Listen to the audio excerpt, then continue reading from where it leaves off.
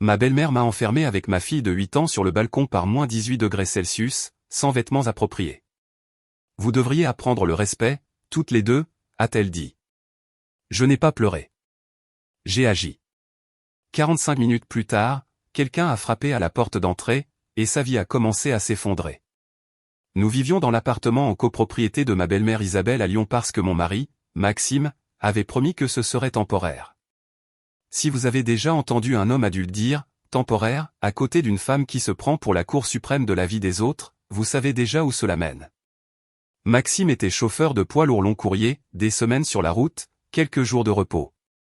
Il vivait plus dans la cabine d'un camion qu'avec nous. Quand il était à la maison, il était épuisé et plein d'espoir, comme si l'amour pouvait compenser l'absence. Quand il était parti, la maison reprenait sa vraie forme, moi, ma fille de 8 ans, Léa, et Isabelle, qui dirigeait sa maison comme un petit royaume et me traitait comme une invitée qui a oublié de faire la révérence. Isabelle aimait deux choses plus que tout au monde, avoir raison et être obéie. Elle appelait ça le respect. Elle le disait comme une prière, comme de l'oxygène, comme si le monde entier lui devait des excuses à plein temps. Elle contrôlait le thermostat, toujours trop froid pour moi, toujours parfait pour elle. Elle contrôlait la cuisine, où les objets vivaient, comment les poêles étaient empilés, l'angle exact d'un torchon. Elle contrôlait l'entrée, où les chaussures avaient des places de stationnement attribuées comme si elles étaient des employés, et elle traitait la nourriture comme une arme. Léa avait 8 ans, intelligente, drôle et difficile sur la nourriture, comme tous les enfants. Les textures, les odeurs, les phases. Elle mangeait des pommes et du yaourt comme si c'était son travail. Elle se transformait en une minuscule avocate si vous essayiez de négocier les petits pois. Son pédiatre n'était pas inquiet. Je n'étais pas inquiète. Isabelle était assez inquiète pour nous tous. Chaque repas se transformait en un test. Pas pour Léa, pour moi. Parce qu'Isabelle ne voulait pas seulement que Léa mange. Elle voulait que Léa mange parce qu'Isabelle l'avait dit, et elle voulait que je m'écarte et que je la regarde faire. Ce soir-là, c'était poulet, purée de pommes de terre, haricots verts, et la garniture préférée d'Isabelle, les commentaires. Dehors, la neige tombait en fine ligne. L'hiver à Lyon avait cette bise glaciale qui n'est pas seulement froide, elle est personnelle, comme si elle avait une opinion sur vous. L'appartement était assez chaud pour fonctionner, pas assez pour se détendre. Isabelle croyait que le confort rendait les gens paresseux. Léa a mangé la moitié de son poulet, a pris quelques bouchées de purée et a piqué un haricot vert comme s'il avait insulté sa famille. Isabelle regardait l'assiette comme si c'était une preuve. Fini, a-t-elle dit. Léa a hésité. Je n'ai plus faim. Isabelle a penché la tête. Non, tu n'as pas fini. Léa m'a jeté un regard, rapide, plein d'espoir. Ce regard que les enfants vous lancent quand ils essaient de demander la permission sans fâcher personne. J'ai gardé une voix calme. Si tu n'as plus faim, tu n'as plus faim. Bois un peu d'eau. Les yeux d'Isabelle se sont tournés vers les miens. Voilà pourquoi elle est difficile, a-t-elle dit, assez fort pour que les épaules de Léa se crispent. Parce que tu la laisses mener la barque. Les lèvres de Léa se sont serrées, ses doigts se sont resserrés sur sa fourchette. Elle n'entendait pas seulement les mots d'Isabelle, elle entendait le message sous-jacent, ton corps ne t'appartient pas. J'ai pris une lente inspiration. Personne ne mène la barque. Elle a terminé. Isabelle a quand même tendu le bras à travers la table, a piqué un morceau de poulet et l'a tendu vers Léa comme un ordre. Ouvre, a-t-elle dit. Léa a secoué la tête. Je n'en veux pas, Isabelle a souri, un sourire fin et certain. Tu n'as pas à décider. Et puis elle s'est penchée et a essayé de forcer la bouchée dans la bouche de mon enfant. Pas une tentative de persuasion, pas une grand-mère insistante. De la force. Léa a tourné la tête, s'est mise à pleurer, a eu un haut-le-cœur. La panique a éclaté, rapide et brûlante, le genre de panique qui apparaît quand un enfant réalise qu'un adulte est plus grand et a l'intention de gagner. Ma chaise a raclé le sol si fort qu'elle a grincé. Arrêtez, ai-je dit, pas crier, pas théâtral, juste définitif. Isabelle s'est figée, la fourchette en l'air, comme si j'avais interrompu une cérémonie. Elle a besoin de manger, a-t-elle sifflé. Elle a besoin de se sentir en sécurité, ai-je dit. Et vous n'allez pas gaver mon enfant. Les joues de Léa étaient mouillées. Elle fixait son assiette comme si elle était devenue dangereuse. Le visage d'Isabelle s'est durci. Vous ne me parlez pas sur ce ton dans ma maison. Sa voix s'est élevée, ce volume aigu et fier qu'elle utilisait quand elle voulait un public, même si le seul public était un enfant tremblant. Léa a tressailli. J'ai gardé un ton plat. Ne criez pas devant elle. Cette limite a frappé Isabelle comme une insulte directe. Sa mâchoire s'est contractée. Ses yeux se sont mis à briller. Oh, a-t-elle dit. Alors maintenant, je suis la méchante. Je n'ai pas scié. En ce moment? Oui. Léa a glissé de sa chaise, essayant de disparaître. Je peux y aller?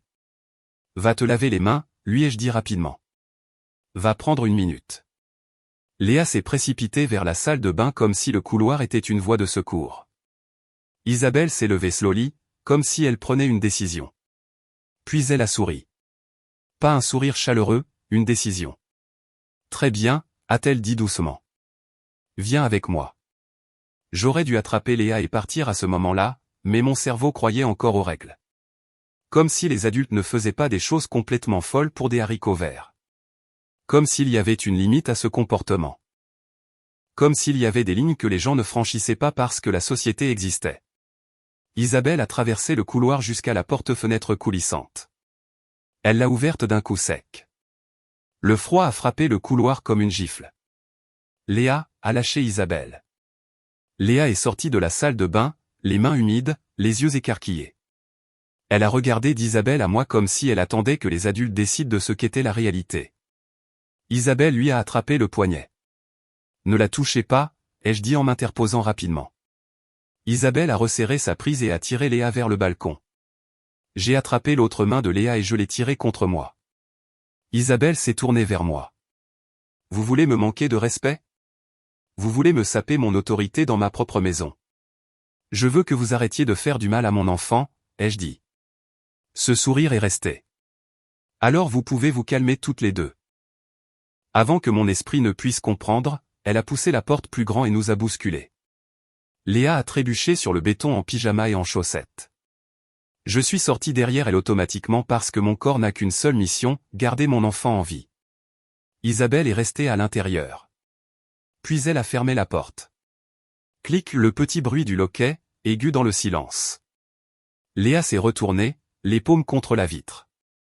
Grand-mère, arrête. Isabelle l'a regardée comme si Léa était une leçon, pas une personne. Vous devriez apprendre le respect, toutes les deux, a-t-elle dit, aussi calme que si elle avait dit, sors les poubelles. Puis elle s'est éloignée. Bien sûr qu'elle l'a fait. Parce que dans l'esprit d'Isabelle, ce n'était pas de la cruauté. C'était de la discipline. Le balcon n'était pas couvert. Vent, béton, une croûte de neige le long de la balustrade. Pas de manteau, pas de chaussures, pas de téléphone. Mon téléphone était à l'intérieur, sur le comptoir de la cuisine, à côté du torchon d'Isabelle qui disait « Bénis cette maison », comme une menace. Léa a commencé à frissonner presque immédiatement. Pas de jolis frissons, des frissons de survie. Je l'ai prise dans mes bras, j'ai tourné le dos au vent et je lui ai frotté les bras vigoureusement. Puis j'ai tiré sur l'encolure de mon sweatshirt et j'ai glissé ses mains à l'intérieur, contre ma peau. Ses doigts étaient de petits bâtons froids. J'ai froid, a-t-elle murmuré, la voix tremblante. Je sais, mon bébé, ai-je dit, en gardant volontairement ma voix stable. On va continuer à bouger. Tape des pieds. Elle a essayé, ses chaussettes glissant sur le béton gelé. J'ai frappé une fois sur la vitre. Isabelle, ouvrez la porte. Rien. Encore une fois. Ouvrez-la. Toujours rien. Et puis, parce qu'Isabelle est ce qu'elle est, j'ai entendu la télévision s'allumer. Le son étouffé des rires d'une sitcom, comme si l'univers se moquait de nous. Mon esprit a fait cette dissociation clinique que font les infirmières. Une partie de moi était la mère qui paniquait. L'autre partie passait en revue une liste de contrôles, risque d'hypothermie, durée d'exposition, masse corporelle de l'enfant, vent. Le bout de mes doigts a commencé à me brûler. Puis ils sont devenus engourdis par petites plaques. J'avais l'impression que quelqu'un me tordait les oreilles. J'ai balayé du regard le parking en contrebas. Quelques voitures, la neige tombant en fine ligne, une fenêtre éclairée de l'autre côté. J'ai agité les deux bras et j'ai crié, à l'aide, s'il vous plaît. Mon souffle sortait en bouffées blanches. Le vent a volé la moitié de mes mots. Léa, ai-je dit près de son oreille, on va jouer à des jeux, d'accord? Pas le droit de dormir. Parle-moi. Elle a hoché la tête, en claquant des dents. Nomme tous les enfants de ta classe. Sa voix tremblait. Ethan, Ava, Jordan, Kayla. Mademoiselle Paris. Bien, ai-je dit. Maintenant l'alphabet à l'envers. Z-I-X, elle a froncé les sourcils, en essayant. D, parfait, ai-je menti. Tu te débrouilles parfaitement. J'ai continué à parler parce que le silence sur ce balcon ressemblait à un abandon. Je lui ai raconté de petites histoires stupides de quand elle était petite et insistait pour porter des bottes de pluie en juillet. J'ai promis du chocolat chaud. J'ai promis le plus grand fort de couverture de l'histoire. J'ai promis des choses dont je me fichais, tant qu'elle continuait à répondre. Le temps ne passait pas. Il rampait. Les lèvres de Léa devenaient pâles sur les bords. Puis j'ai vu un mouvement en bas. Une femme en peignoir est sortie sur un balcon voisin, plissant les yeux vers le haut comme si elle n'était pas sûre d'être réveillée. « Est-ce que ça va » a-t-elle appelé. Ma gorge était à vif. Nous sommes enfermés dehors. Appelez le 17.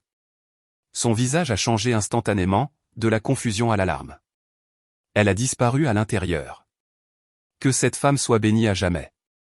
Quelques minutes plus tard, des sirènes, des lumières rouges et bleues, ont peint la neige. 2 officiers de la police de Lyon sont entrés dans le parking, la tête penchée vers nous. L'un est resté là où il pouvait voir Léa, parlant dans sa radio, les yeux fixés sur elle comme s'il avait déjà décidé de la nature de la situation. L'autre officier a crié « Madame, pouvez-vous rentrer à l'intérieur ?» La porte est verrouillée, ai-je crié. Ma belle-mère nous a enfermés dehors. Ils ont agi vite, l'un vers l'entrée, l'autre restant sur le parking. J'ai regardé l'officier à l'entrée marteler la porte de l'immeuble comme s'il en était personnellement offensé. Du balcon, je ne pouvais pas entendre les premiers mots d'Isabelle, mais je pouvais imaginer le ton, irrité, dédaigneux, comme si la police était un inconvénient inutile. Finalement, le rideau a bougé. Isabelle est apparue derrière la vitre, le visage crispé par l'agacement. Elle a déverrouillé la porte et l'a fait glisser de quelques centimètres, comme si la chaleur était quelque chose que nous devions mériter. Léa est entrée en titubant la première. Au moment où ses pieds ont touché la moquette, elle s'est effondrée contre moi et a sangloté, le genre de sanglot qui vient de votre corps quand il croit enfin que vous pourriez survivre. Je l'ai portée dans le salon et je l'ai enveloppée dans la couverture la plus proche. J'ai vérifié ses doigts, ses oreilles, son visage. Isabelle se tenait dans le couloir, les bras croisés, comme si elle attendait que quelqu'un s'excuse auprès d'elle pour la scène. Un officier est entré derrière nous, la quarantaine, les yeux fatigués, la voix contrôlée. « Madame » a-t-il dit à Isabelle, « que s'est-il passé » Isabelle a levé le menton. Elles sont sorties pour se calmer. « Par moins 18 degrés » a-t-il demandé. « C'était juste pour une minute » a-t-elle lancé sèchement. L'officier plus jeune, plus silencieux, plus vif, a regardé au-delà d'Isabelle vers le balcon. Il y avait des empreintes de chaussettes dans la neige, des empreintes de chaussettes d'enfants, le genre de détail qui n'argumente pas, ne négocie pas, ne se soucie des sentiments de personne. Sa mâchoire s'est contractée. L'officier plus âgé s'est accroupi devant Léa. « Et, ma puce. Comment tu t'appelles » Léa, a-t-elle chuchoté, à peine audible.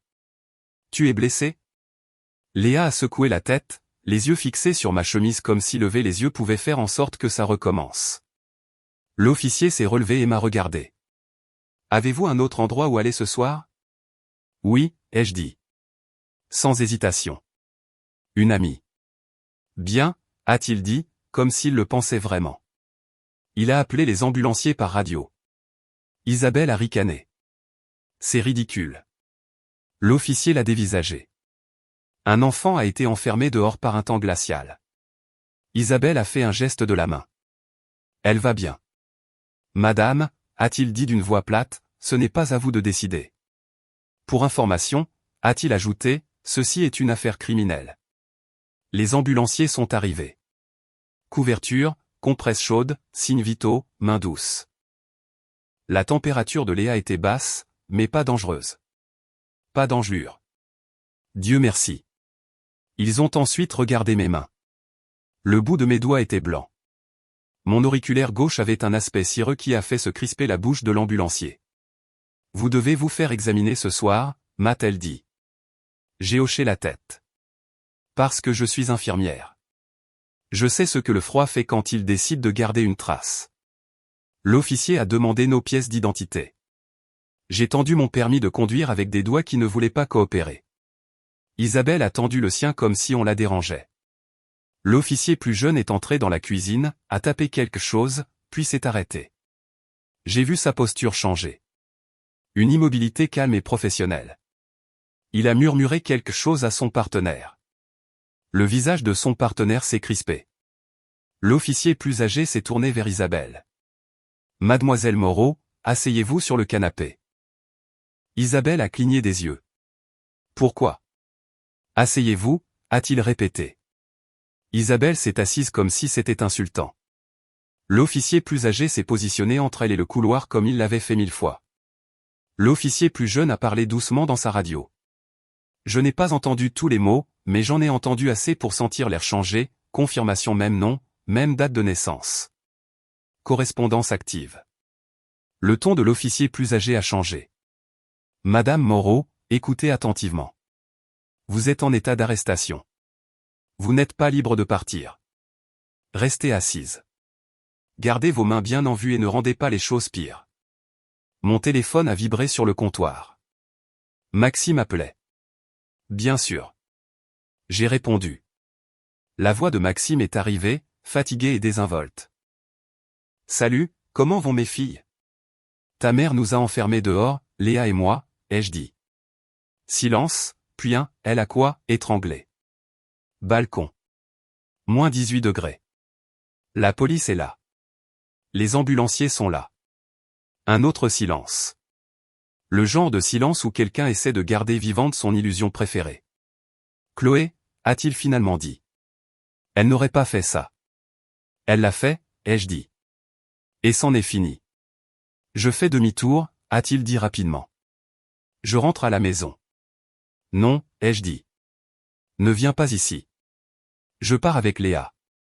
Chloé, a commencé Maxime.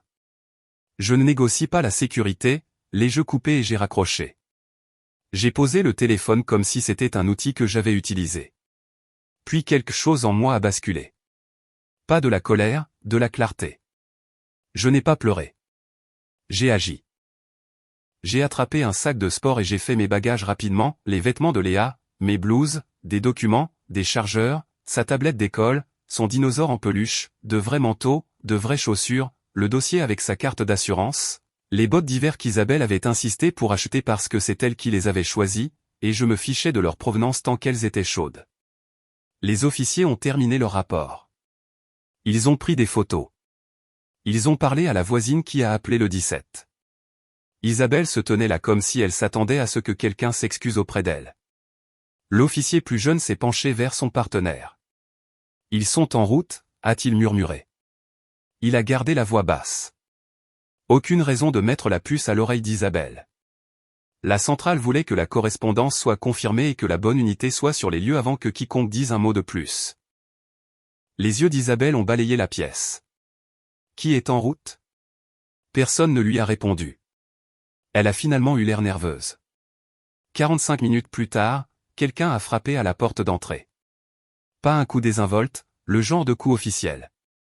L'officier plus âgé a ouvert la porte. 2 inspecteurs se tenaient là, lourds manteaux, badge sorti, de la neige sur les épaules.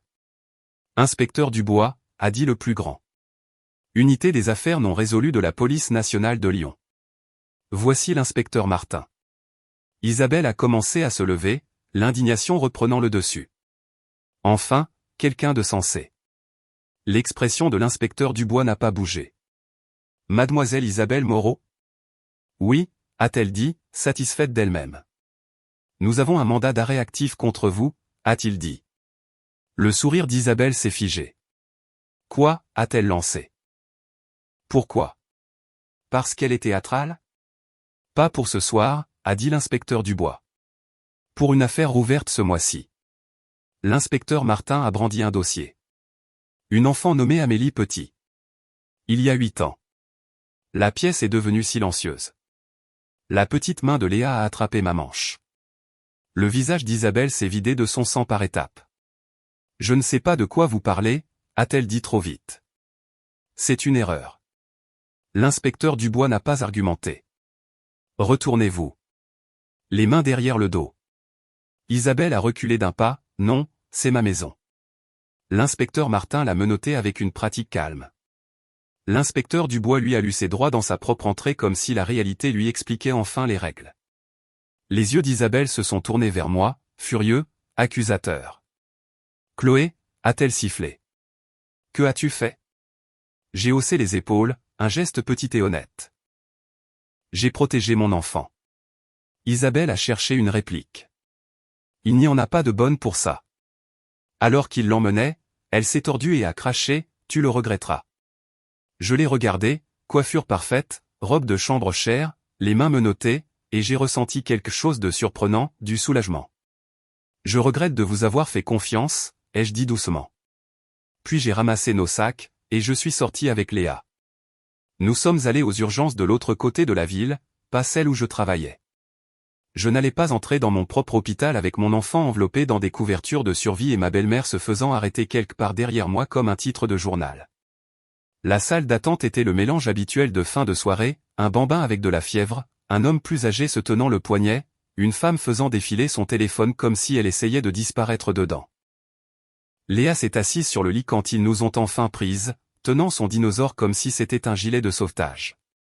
Ses joues ont rougi en se réchauffant, ses yeux étaient lourds. Le médecin a confirmé ce que j'avais besoin d'entendre, hypothermie légère.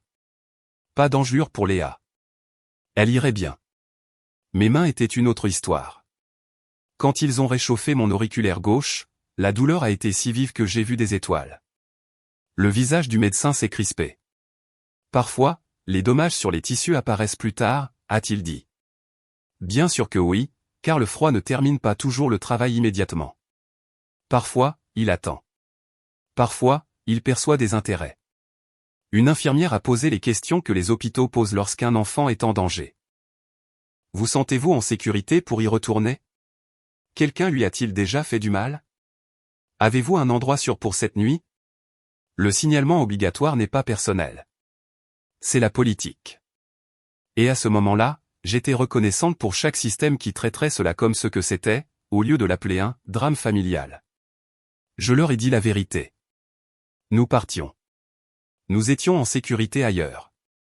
La police était impliquée. Ils ont tout documenté. Ils ont pris des notes de cette manière précise et soignée qui se transforme plus tard en preuve.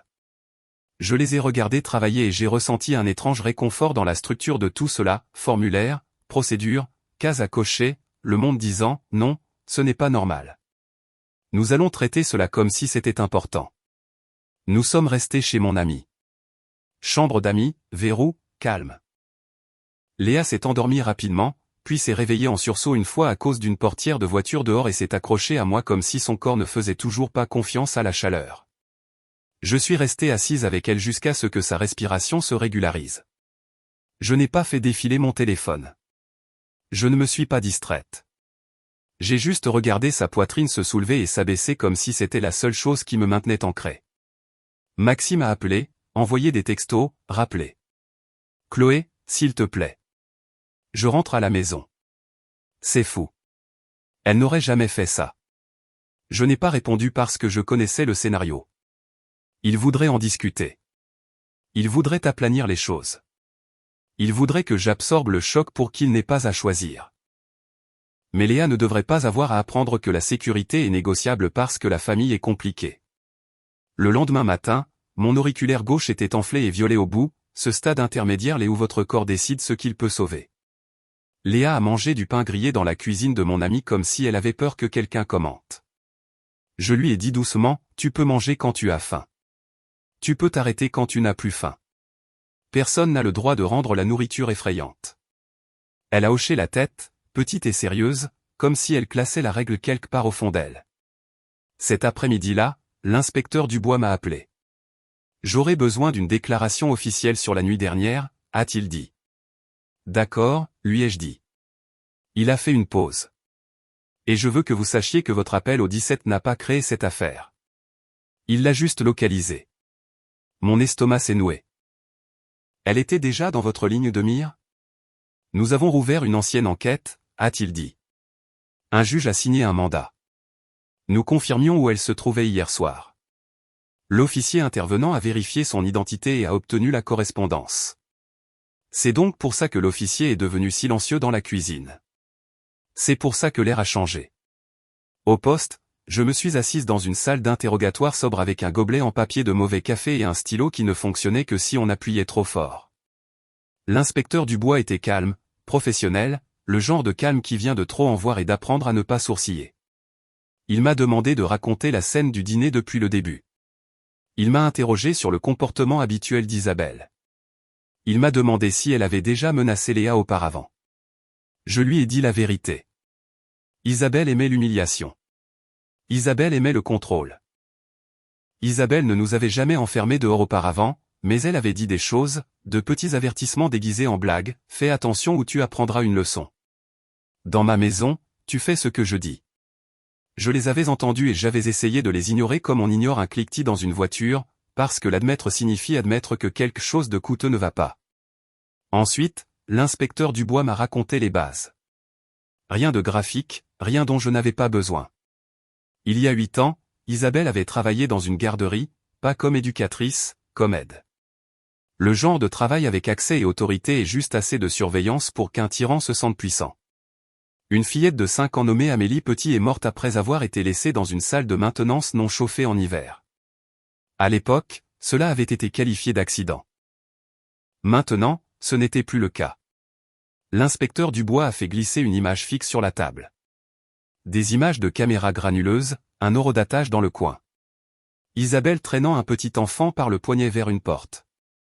Une autre image fixe, la salle de maintenance. Une autre, Isabelle s'éloignant, l'expression neutre. Ils ont trouvé Amélie 3 heures plus tard, a-t-il dit doucement. Hypothermie. Mon esprit a eu un flash, Léa, pressée contre la vitre, en pleurs. Même méthode, enfant différent.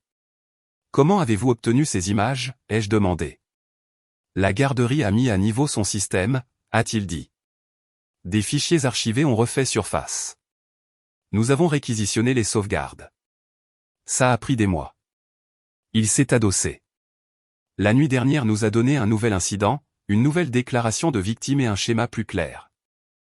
Et un mandat de perquisition, ai-je dit, parce que je savais où cela menait. Il a hoché la tête une fois. Oui. Ce soir-là, ils ont perquisitionné l'appartement d'Isabelle. Je n'étais pas là. Je ne voulais pas voir des étrangers dans l'espace où mon enfant avait essayé d'être petite et silencieuse. Je ne voulais pas regarder les tiroirs s'ouvrir et se fermer comme si la maison elle-même était interrogée.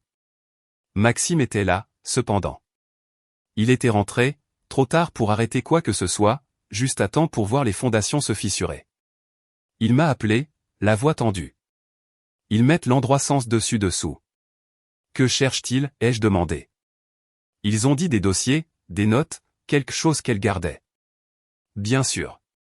Les gens comme Isabelle ne se contentent pas de faire des choses, ils les justifient, les documentent, les revivent. Ils construisent un musée privé de leur propre droiture. L'inspecteur Dubois a appelé plus tard. Nous avons trouvé une boîte et un carnet. Un journal, ai-je dit. Oui, a-t-il confirmé. Bien sûr que c'en était un. Maxime s'est présenté chez mon ami 2 jours plus tard avec le sac à dos et les bottes de Léa et l'air épuisé de quelqu'un qui avait passé 48 heures à se disputer avec la réalité. Il se tenait sur le seuil comme s'il ne savait pas s'il était autorisé à entrer. J'ai hoché la tête une fois. Il est entré. Il s'est assis sur le canapé comme s'il ne méritait pas les coussins. Je ne savais pas, a-t-il dit. J'ai soutenu son regard. Tu savais qu'elle était cruelle. Sa gorge s'est nouée. Je ne savais pas qu'elle ferait ça à Léa. J'ai hoché la tête lentement. C'est ça le problème. Tu pensais qu'il y avait une limite. Elle n'en a pas, Maxime s'est passé une main sur le visage. Elle n'arrêtait pas de dire que c'était une mise au coin. Comme si elle disciplinait un chien. Je n'ai rien dit, car si j'avais parlé à ce moment-là, j'aurais dit quelque chose d'irréparable. Il a dégluti. Ils m'ont montré les images. Mon estomac s'est contracté. Et le journal. Le visage de Maxime s'est tordu. Oui. Il a fixé ses mains. Elle a écrit sur Amélie comme si c'était une nuisance. Comme si la punition était une routine. Comme si enfermer un enfant dans le froid était une technique d'enseignement. J'ai imaginé Isabelle montant le son de la télévision pendant que Léa grelottait dehors. Habitude, pas impulsion. Le téléphone de Maxime a vibré, une transcription de message vocal d'Isabelle. Il l'a écouté sans réfléchir. Sa voix est sortie, aiguë et offensée.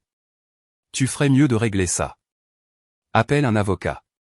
C'est ridicule. Et dis à Chloé qu'elle ne m'enlèvera pas ma petite fille. Maxime a fixé l'écran, puis a effacé le message. Pas de discours, pas de performance, juste une suppression. Il a levé les yeux vers moi, les yeux rouges. Qu'est-ce que tu veux faire? C'était une question étrange après des années où Isabelle décidait de ce qui était approprié. Je dépose une demande d'ordonnance de protection, ai-je dit, et je n'y retourne pas, Maxime a hoché la tête. D'accord. Nous n'avons pas résolu notre mariage à ce moment-là. Nous avons juste reconnu la réalité. Il a brièvement essayé de parler de thérapie et de temps, et peut-être qu'elle s'excuserait. Je l'ai interrompu gentiment. Maxime, je me fiche de ce qu'elle dit. Je me soucie de ce qu'elle a fait. Léa n'a pas besoin d'excuses. Elle a besoin de sécurité. Il a hoché la tête à nouveau, plus petit cette fois. Tu as raison. Le lendemain, une éducatrice de l'aide sociale à l'enfance est venue nous voir. Madame Durand, gentille, directe, professionnelle, le genre de personne qui a vu trop d'incidents familiaux et qui connaît la différence entre un accident et un schéma. Elle a parlé doucement à Léa à la table de la cuisine pendant que Léa tenait son dinosaure comme si c'était un témoin. « Comment te sens-tu chez ta grand-mère » a-t-elle demandé. Léa a hésité, puis a chuchoté, « J'ai froid ». Madame Durand l'a noté sans sourciller. Puis elle m'a demandé, « Êtes-vous prête à tenir Léa à l'écart d'Isabelle » ? « Oui. » « Avez-vous un logement stable » ? « Je signe un bail cette semaine. »« Bien, » a-t-elle dit. « Nous aurons besoin de l'adresse une fois que ce sera définitif, et d'un plan de sécurité. » Qui surveille Léa ? Qui elle appelle si elle a peur ? J'ai hoché la tête. La structure, encore une fois. Le monde installant des garde-fous autour de mon enfant. Avant de partir, Madame Durand m'a regardé et a dit doucement, « Vous faites ce qu'il faut. » J'ai failli pleurer, non pas parce que j'avais besoin de permission, mais parce que l'entendre à voix haute me donnait l'impression que mes poumons pouvaient enfin se dilater. L'audience de libération sous caution d'Isabelle a eu lieu quelques jours plus tard. Je n'y ai pas assisté.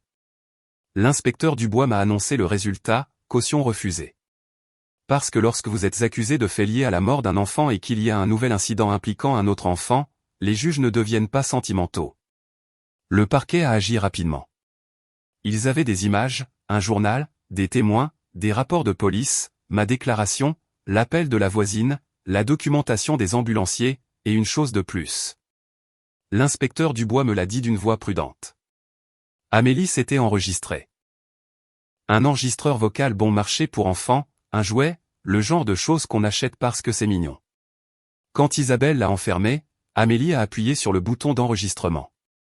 Non pas parce qu'elle comprenait ce qu'était une preuve, mais parce qu'elle avait 5 ans, qu'elle avait peur et qu'elle voulait sa maman. L'audio était court, grésillant, haletant, mais il existait. Et une fois qu'il existait, l'histoire d'Isabelle n'avait nulle part où se cacher. J'ai témoigné, non pas parce que je voulais le revivre, mais parce que je voulais que le dossier le dise clairement, elle a fait ça. Je me suis assise au tribunal dans ma meilleure veste, je vais bien, les mains cachées. Mon auriculaire gauche était bandé.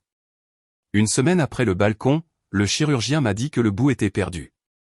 Pas dramatique, pas cinématographique, juste du tissu qui n'a pas survécu. La cruauté laisse des traces.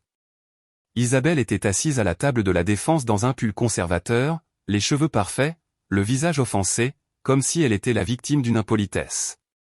La procureure, le substitut du procureur Lambert, n'a pas fait de spectacle. Elle a exposé les faits comme un diagnostic.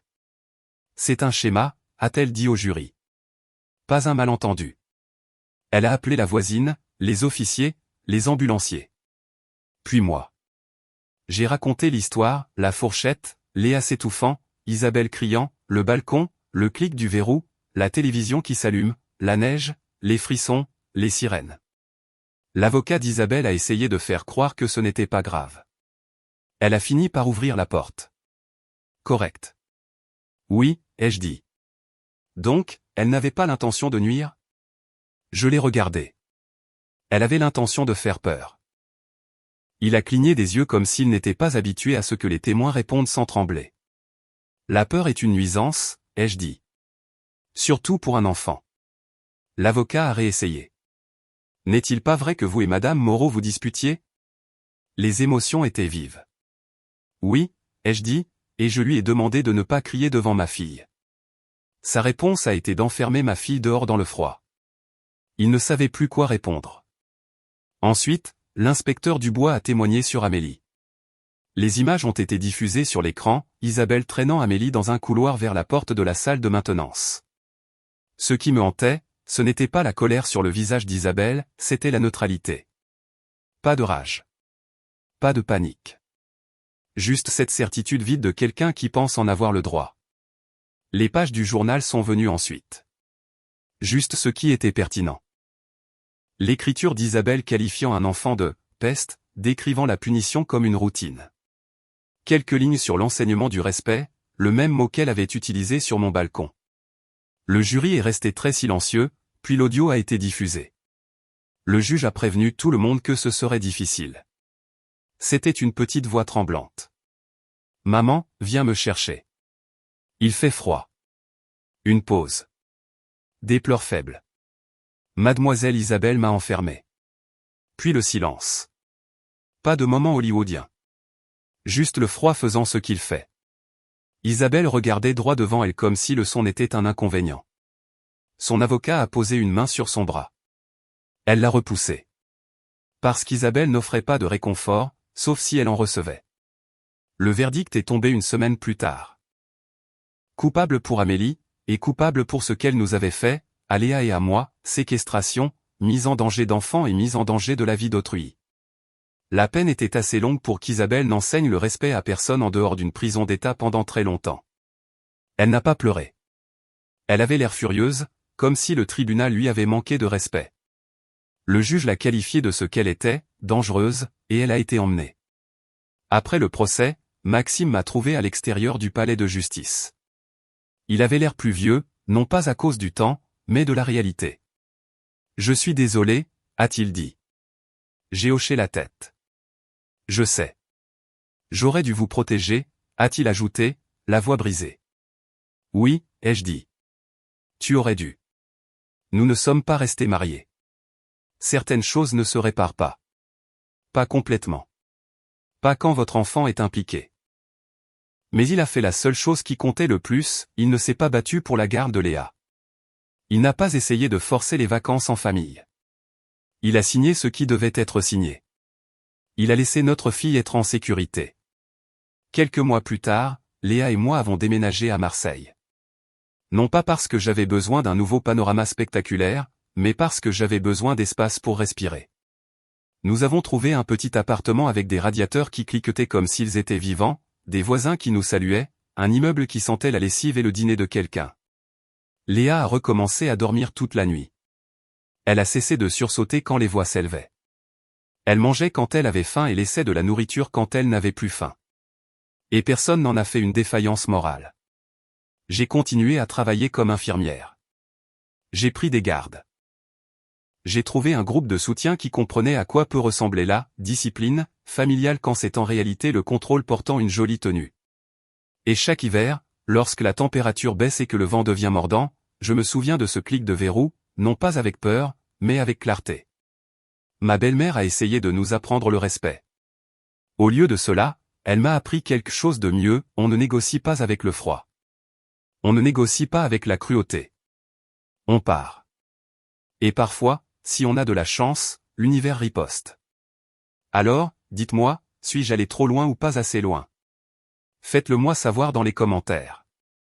Et si vous êtes nouveau ici, abonnez-vous pour en savoir plus.